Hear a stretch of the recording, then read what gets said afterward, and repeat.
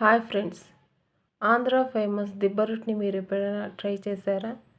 Try చేయకపోతే ఒకసారి చేసి చూడండి. అంత అద్భుతంగా, అంత రుచిగా ఉంటుంది. ఇది అతిశయోక్తి కాదండి. ఒకసారి మీరు తప్పకుండా ట్రై చేసి చూడండి. ముందుగా పిండిలోకి సాల్ట్ను, సోడా ఉప్పును కలిపి పెట్టుకోవాలి.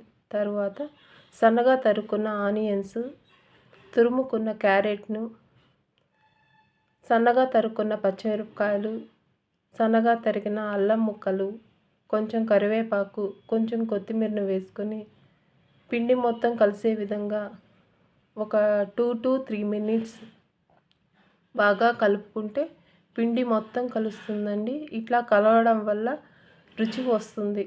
అంత బాగుంటుందండి. ఒకసారి మీరు తప్పకుండా ట్రై చేసి చూడండి. అంతా ఈ విధంగా కలవాలి. తరువాత బాండిట్లో 2 స్పూన్ల ఆయిల్ వేసుకొని 2 గంటల పిండిని పోసుకొని కొంచెం స్ప్రెడ్ చేసుకోవాలి.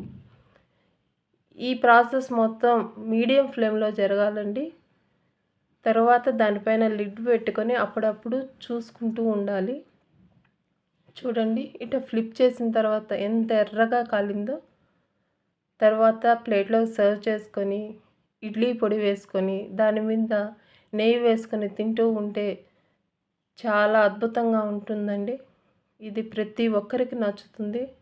మీరు తప్పకుండా తిని చూడాలి. నా వీడియో మీకు నచ్చినట్లయితే లైక్ చేయండి, షేర్ చేయండి, సబ్స్క్రైబ్ చేసుకోండి ఫ్రెండ్స్. Bye friends.